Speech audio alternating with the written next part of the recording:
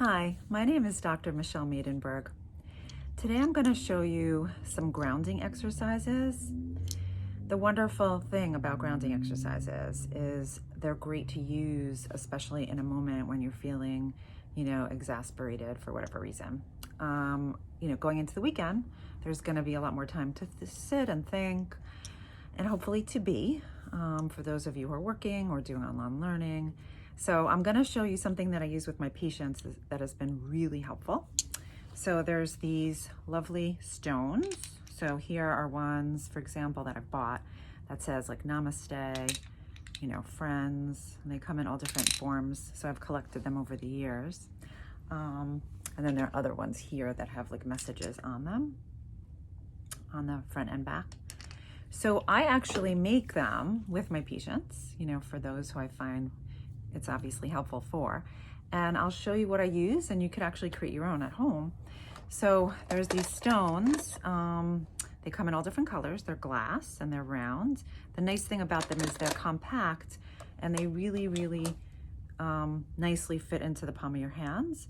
And because of the texture, they're glass, they're very, very smooth. And there's something pleasant about, holding them.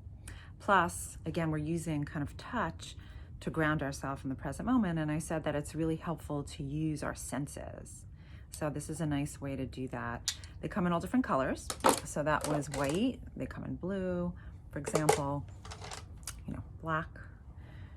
And we also have clear ones. So you could also write on them. So I use these fine tip kind of oil paint markers, and you could use any color you want.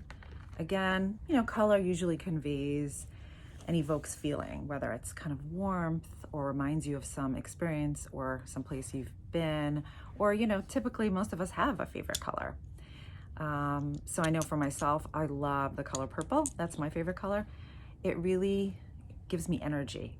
It energizes me. So I'm drawn whenever I see something, whether it's, clothing or painting or something, I'm drawn to that color because of the warmth.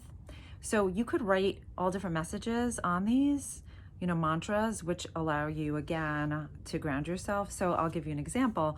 One of my patients wrote the word love, and love was to convey love for themselves and love for others, to open herself up more for that, because she tended to distance herself because of being guarded. For another person, I'm right here. And the reason that he wrote that was he constantly found himself comparing himself to others and really thinking about his own goals, about his own desires, rather than comparing himself against other people. And I know for myself, the mantra that really speaks to me is I'm okay. And the reason for that is I know when I'm feeling a little bit exasperated, the feeling for me is feeling a little unwieldy. So when I, again, breathe in, I'm okay, it really relaxes me and it makes me feel like I'm the sky, right? We could have all of these things coming out of the sky. The sky is always present.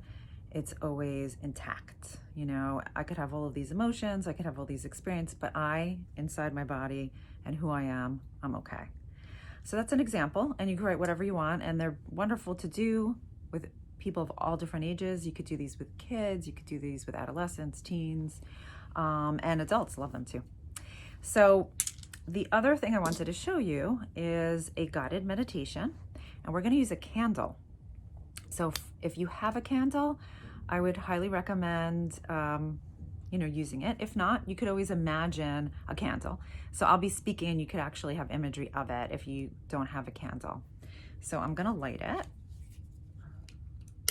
And again, the objective is to be in the present moment with whatever object you're using, right? So we wanna be in the present moment with the object and observing it, non-judgmentally, right? And really with a lot of kind of openness, like we've been talking about. So if you look at the candle, and again, you could always rewind this and do it again once you get your candle.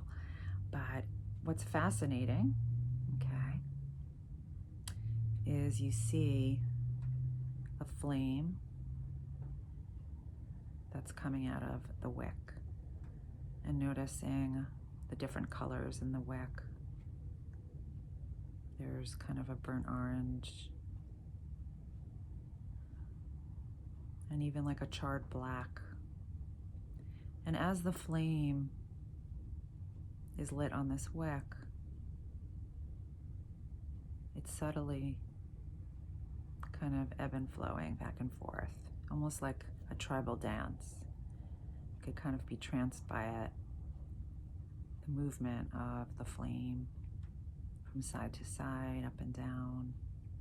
And within the flame, there's kind of a very transparent,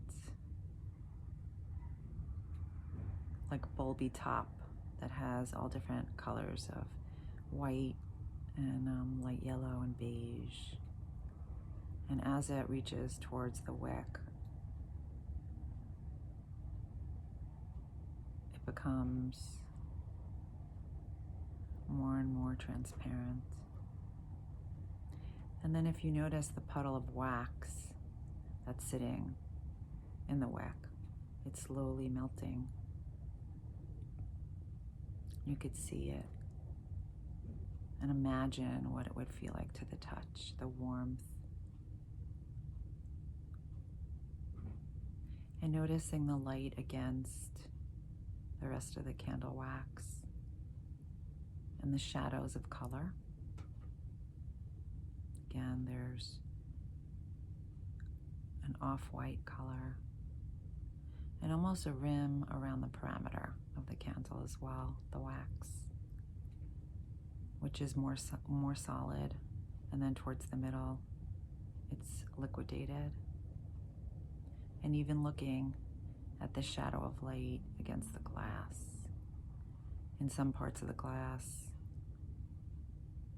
it's slightly illuminated, and other parts is shaded darkly. And just imagining what that flame represents for you. It could be your internal compass or your source of strength. It could be your hope for the future.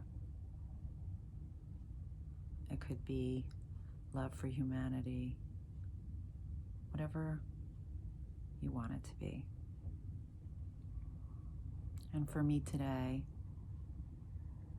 it's going to be warmth. Warmth for myself, and warmth towards others, and really warmth for those suffering and those feeling pain and sorrow, and wishfulness that they have moments of peace and quiet and relaxation, and honoring their feelings.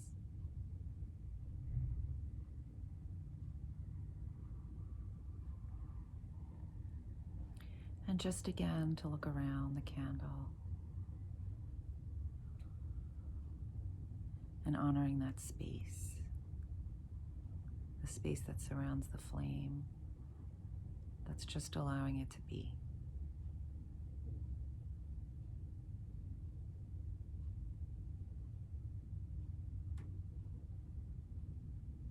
And giving yourself that space wherever you are to just be.